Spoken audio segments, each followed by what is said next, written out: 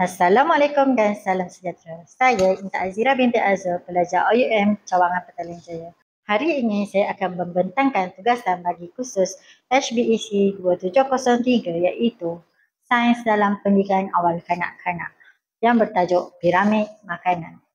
Mari kita mulakan. Assalamualaikum dan selamat pagi semua. Saya Cikgu Intan. Hari ini kita akan belajar tentang piramid makanan. Tapi sebelum itu, cikgu nak kenalkan kawan cikgu. Ini si Tompok. Hai semua. Tapi perut Tompok sakit lah cikgu.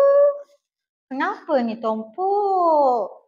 Tompok makan banyak sangat gula-gula. Oh, patutlah sakit perut. Adakah semua makanan kita boleh makan dengan banyak? Okey, jom kita tengok makanan mana yang kita perlu makan banyak dan mana yang kena makan sedikit. Okey. Sebelum tu, mari kita lihat piramid makanan cikgu. Okey.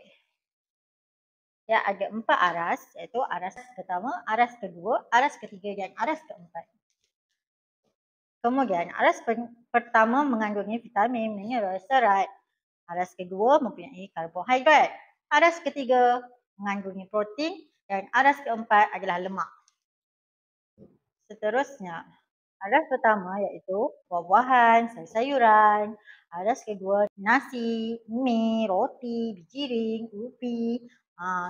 Aras ketiga ikan, ayam, daging, susu. Okey, aras keempat gula, minyak, garam semua itulah.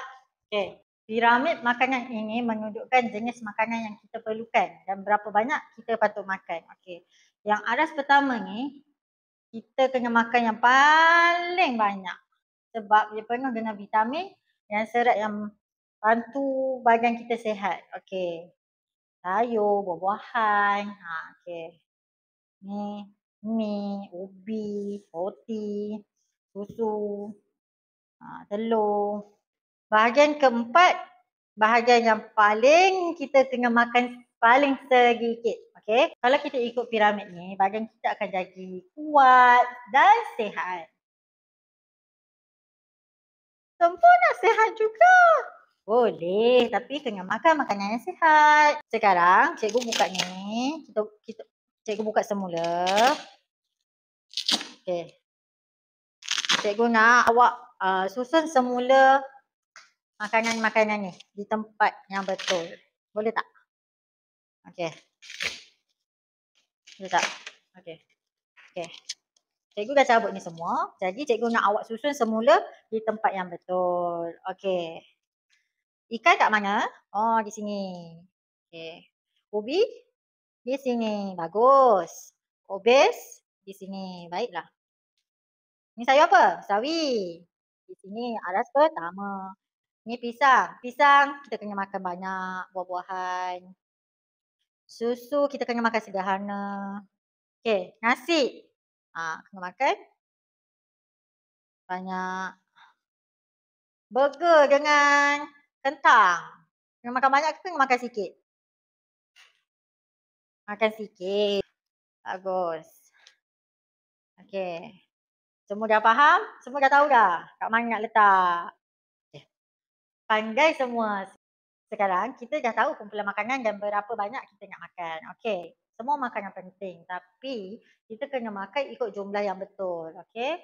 Cikgu ada aktiviti menarik untuk kamu semua. Okey, mari kita cuba teka aktiviti apa. Betul. Mari kita menyanyi lagu makanan sihat. Kita nyanyi lagu ni, okey? Mari kita menyanyi bersama-sama.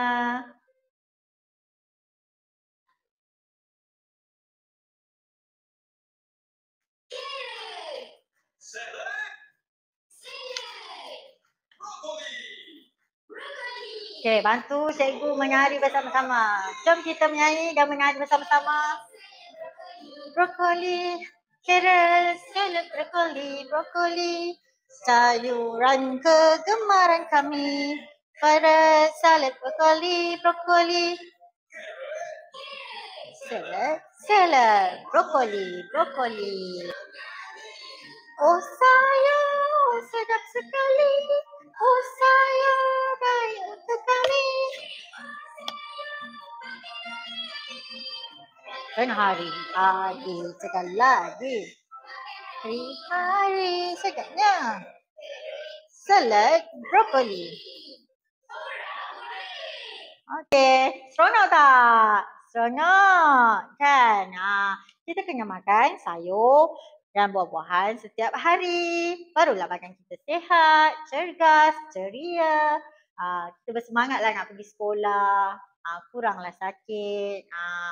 Jadi kita kena makan, perbanyakkan makanan sayuran dan buah-buahan.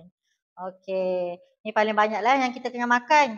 Yang kita kena makan banyak nasi, roti, seperti mi. Okey. Jadi apa yang kita belajar hari ini? Buah dan sayur kita kena makan paling banyak.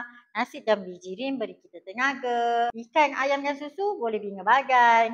Gula dan minyak kita kena kurangkan makan. Bukan tak boleh makan, tapi kena kurangkan makan. Kita boleh makan sedikit sahaja. Kalau kita makan ikut dengan keperluan piramid makanan ni, kita akan gembira, sihat. Okey.